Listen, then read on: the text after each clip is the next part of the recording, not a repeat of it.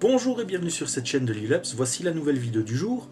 Aujourd'hui, réparation d'un petit joystick pour Amstrad CPC, non, Loïc m'a dit si on dit plus CPC, pour un Amstrad 6128.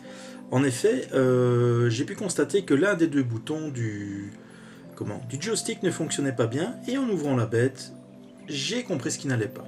Allez, on répare ça ensemble? Alors, le démontage de ce joystick est assez simple. Il y a 7 vis, 4 qui composent le socle et 3 qui maintiennent le manche et les différents composants qui le constituent. Une fois les 4 vis du socle dévissées, je ne sais pas retirer la partie supérieure du socle parce que le manche me l'en empêche. Donc j'ai d'abord dû démonter le manche et là j'ai pu constater que les deux platines électriques, les deux platines en métal qui font contact lorsque l'on appuie sur ces boutons, il y en a une des deux qui ne tenait plus. Donc le fil était cassé, ce qui explique pourquoi le bouton ne fonctionnait plus.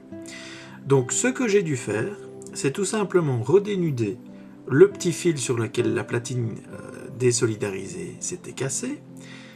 Et donc, une fois dénudé, une fois ressoudé, le plus compliqué restait tout simplement à remonter l'élément.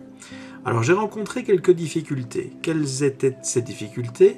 La première, c'est que je n'ai pas été attentif à la manière dont les éléments étaient placés dans le manche lorsque je les démontais. Donc résultat, quand j'ai désolidarisé les deux éléments, tout ce qui était dedans est tombé. Je peux vous dire qu'il a fallu que je réfléchisse un peu à la manière dont c'était constitué. Alors, et la deuxième chose, dans la partie basse, j'ai rencontré une petite difficulté concernant le positionnement de l'élément en plastique que l'on peut voir sur cette photo, parce que celui-ci s'était légèrement retourné, avait pivoté légèrement sur lui-même et ne faisait plus vraiment contact avec les micro-switches. J'ai aussi réparé le fil qui était sorti de son axe. Résultat, les fils apparaissaient comme étant presque dénudés. C'est réparé en repoussant simplement le fil et en mettant un petit point de colle. Alors, une fois le fil remis, une fois le manche correctement positionné, Michel, arrête de sourire.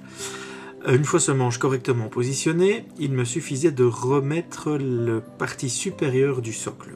Alors, pour remettre la partie supérieure du socle, j'ai rencontré une difficulté supplémentaire qui était le positionnement des deux boutons du socle supérieur.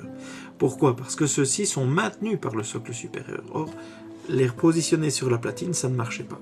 Le truc le plus simple est de retourner le manche, arrêter de sourire, de placer les deux boutons de manière verticale, comme ça ils sont maintenus par le support, de repositionner la platine et son fil sur le dessus et de refixer les 4 vis.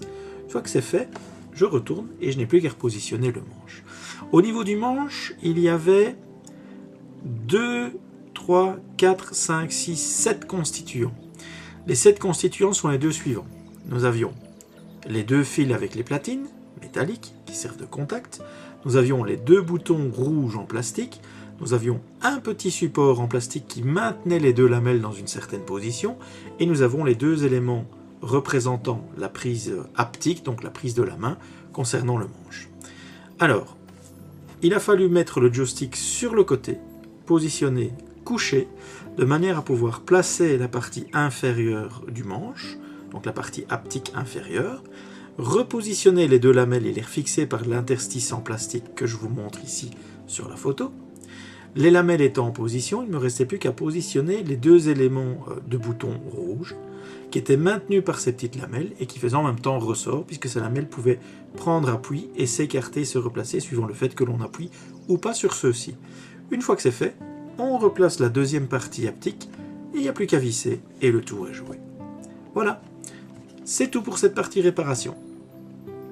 Et bien voilà, encore une réparation rondement bien menée. J'espère que cette vidéo vous aura plu, qu'elle vous aura intéressé, qu'elle vous aura appris des choses.